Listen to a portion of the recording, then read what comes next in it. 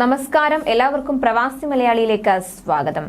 മലയാളി ദമ്പതികളെ കുവൈത്തിലെ സാൽമിയയിലെ വസതിയിൽ മരിച്ച നിലയിൽ കണ്ടെത്തിയ സംഭവത്തിൽ കൂടുതൽ വിവരങ്ങൾ പുറത്തുവരികയാണ്. പത്തനംതിട്ട അടൂർ ഏഴംകുളം നെടുമൺ പാറവിളയിൽ സൈജു സൈമൺ 35 വയസ്സ്, ഭാര്യ ജീന 34 വയസ്സ് എന്നിവരാണ് മരിച്ചത്.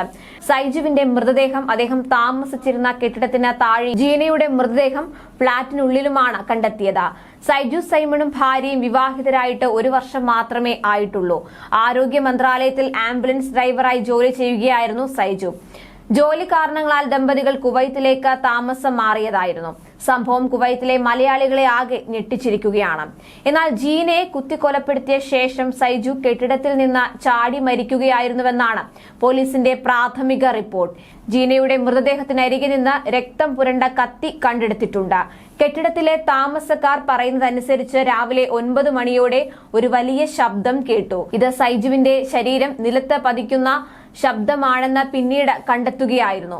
മക്കൾ കേരളത്തിലായിരുന്നതിനാൽ ദമ്പതികൾ ഒറ്റയ്ക്കായിരുന്നു താമസം.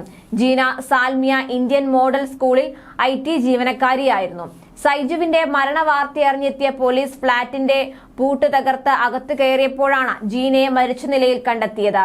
ഇവർ തമ്മിൽ അഭിപ്രായ ഭിന്നത ഉണ്ടായിരുന്നതായും കഴിഞ്ഞ ദിവസവും വഴക്കിട്ടിരുന്നതായും ബന്ധുക്കൾ പറയുന്നു. വഴക്കിനൊടുവിൽ ഇരുവരും പരസ്പരം കുത്തിയെന്നും റിപ്പോർട്ടുണ്ട്. വീട് നിർമ്മാണവുമായി ബന്ധപ്പെട്ട് 1 മാസം മുൻപാണ് സൈജു നാട്ടിലെത്തി മടങ്ങിയത്. കഴിഞ്ഞ വർഷം ഫെബ്രുവരിയിലായിരുന്നു ഇരുവരുടെയും വിവാഹം. ഇരുവരുടെയും പുനർവിവാഹമാണ്. ആദ്യ വിവാഹത്തിൽ ഇരുവർക്കും ഓരോ കുട്ടികളുണ്ട്. സംഭവം നടക്കുന്ന ദിവസം സൈജു വീട്ടുകാരുമായി സംസാരിച്ചിരുന്നു. രാത്രി 11 മണിയോടെ വീട്ടുകാരുമായി സംസാരിച്ച സൈജു കുടുംബ പ്രശ്നങ്ങൾ ഉള്ളതായി അറിയിക്കുകയും സൈജുവിന്റെ അച്ഛൻ സൈമൺ സൈജുവിനെ സമാധാനിപ്പിക്കുകയും ചെയ്തിരുന്നു. ഇതിനുശേഷമാണ് ഈ സംഭവം നടന്നത്. മാത്രമല്ല, ജീന സൈജുവിന്റെ പിതാവ് സൈമണിന്റെ ഫോണിലേക്ക് ഇവർ തമ്മിലുള്ള പ്രശ്നങ്ങൾ മെസ്സേജായി നിരന്തരമായി അയക്കുകയും ചെയ്തിരുന്നു.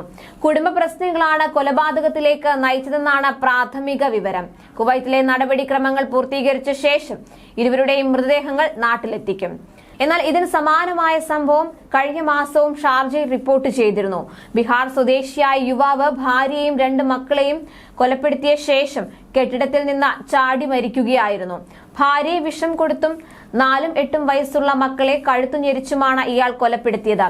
കൊലപാതകത്തിന് പിന്നാലെ 10 നില ഫ്ളാറ്റിന്റെ ടെറസിൽ നിന്നാണ് യുവാവ് ചാടിയത്. തലയടിച്ചു വീണ യുവാവ് സംഭവ സ്ഥലത്ത് വെച്ച് തന്നെ മരിച്ചു. പരിശോധനയിൽ വസ്ത്രത്തിന്റെ പോക്കറ്റിൽ നിന്നും ആത്മഹത്യാ കുറിപ്പും കണ്ടെത്തിയിരുന്നു. ഭാര്യയെയും 2 മക്കളെയും കൊന്ന ശേഷമാണ് താൻ ആത്മഹത്യ ചെയ്യുന്നത് എന്നും മൃതദേഹങ്ങൾ ഫ്ളാറ്റിൽ നിന്ന് മാറ്റണമെന്നും ഈ കത്തിൽ എഴുതിയിരുന്നു. ഇതനുസരിച്ച് പോലീസ് ഫ്ളാറ്റിന്റെ വാതിൽ പൊളിച്ച് അകത്ത് കടക്കുകയായിരുന്നു. മരണത്തിന് മുൻപ് മൽപ്പിടുത്തം നടന്നതിന്റെ ലക്ഷണങ്ങളോ പരിക്കുകളോ ഒന്നും മൃതദേഹങ്ങളിൽ കണ്ടിരുന്നില്ലെന്നാണ് പോലീസ് പറഞ്ഞത്. ആയുധങ്ങൾ ഉപയോഗിച്ചതിന്റെ തെളിവുകളും കണ്ടെത്താനായില്ല. തുടർന്നാണ് വിഷം കൊടുത്തോ ശ്വാസം മുട്ടിച്ചോ ആണ് കൊലപാതകം നടത്തിയതെന്ന നിഗമനത്തിൽ പോലീസ് എത്തിച്ചേർന്നത്. 4 പേരുടെയും മൃതദേഹം നാട്ടിലെത്തിച്ചു. കൂടുതൽ പ്രവാസി വാർത്തകൾക്കായി ഈ ചാനൽ സബ്സ്ക്രൈബ് ചെയ്യുക.